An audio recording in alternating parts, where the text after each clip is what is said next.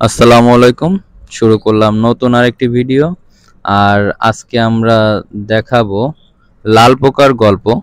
তো লাল পোকার গল্প আমরা পুরোটা শুনবো। শুরু করছি লাল পোকার গল্প। খুব সুন্দর হতে চলেছে। আর যেহেতু আমরা অ্যানিমেশন করতে পারছি না আপাতত, আমরা চেষ্টা করবো আস্তে আস্তে করে অ্যানিমেশনে দিতে। আর এটা মূলত প্রাক প্রাথমিক এবং 4+ এবং 5+ এর জন্য। ওরা প্রাক থেকে এই গল্পগুলি শুনে বা স্কুলে আসার আগ্রহ যাতে তৈরি হয়, এর জন্য সাপোর্টিং হিসেবে এই বইগুলি তৈরি করা। তো শুরু করছি লাল পোকার গল্প। তো প্রথমেই যেটা, সকালে মিষ্টি রোদ উঠেছে, লাল পোকা মনের আনন্দে হেলে দুলে যাচ্ছে, তাকে খুব খুশি খুশি লাগছে। হঠাৎ পুরো আকাশ ঘন অন্ধকারে ছেয়ে গেল, সাথে সাথে শুরু হলো বৃষ্টি। বড় বড় ফোঁটায় লাল পোকা ভিজে যাচ্ছে। বৃষ্টি থেকে বাঁচার জন্য সে কি করবে এখন? কোথায় লুকাবে?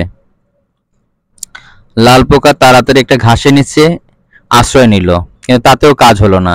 বৃষ্টি ঠিকই তাকে ভিজিয়ে দিতে লাগলো। এবার লাল পোকা একটা কাঁটাওয়ালা ডালের নিচে আশ্রয় নিল। এবারও কোনো কাজ হলো না। লাল পোকা বৃষ্টিতে ভিজতে থাকলো। একটু ভেবে এবার লাল পোকা গেল চিকন পাতার একটি ডালের নিচে।